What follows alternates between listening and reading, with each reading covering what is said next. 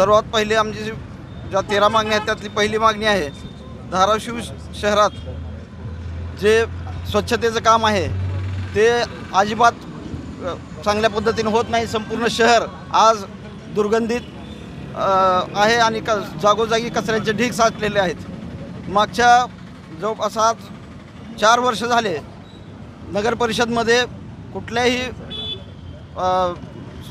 आपले प्रतिनिधी नाही आहेत, लोकप्रतिनिधी काम करत नाहीत, तर तिथं आता प्रशासनाचं काम चालू आहे। म्हणजेच सत्ता ही राज्य शासनाच्या हातात आहे डायरेक्ट, आणि राज्य शासन इथल्या प्रशासनाच्या मार्फत हे काम करत आहे। आणि आमचं म्हणणं आहे की या ज्या काही परिस्थितीला कारणीभूत हे राज्य शासन आहे, भारतीय जनता पार्टीचं शासन आणि त्यांचे सत्ताधारी इथले आमदार, पालकमंत्री असतील, ते जे सत्ताधारी पक्ष आहेत ते सर्व या दुर्दशेसाठी कारणीभूत आहेत। तर स्वच्छतेचा प्रश्न आहे। दुसरा प्रश्न आहे आमचा, या शहरामध्ये अनेक आपण ठिकाणी पाहता की मोकाट जनावरांचा खूप मोठा प्रश्न आहे। कुत्र्याच्या झुंडी फिरतात।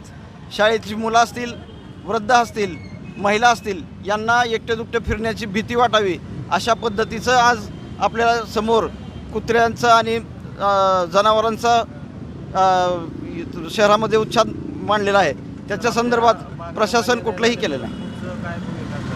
आमच्या ह्या 13 मागण्या आम्ही वेळोवेळी मांडलेल्या आहेत। आत्ता आम्ही धरणे आंदोलन करत आहोत। या पुढच्या काळामध्ये आम्ही रास्ता रोको असेल, उपोषण असेल, किंवा अजून आमच्या ज्या पद्धती आहेत आमच्या आंदोलनाच्या त्या तीव्र करत राहणार आहोत।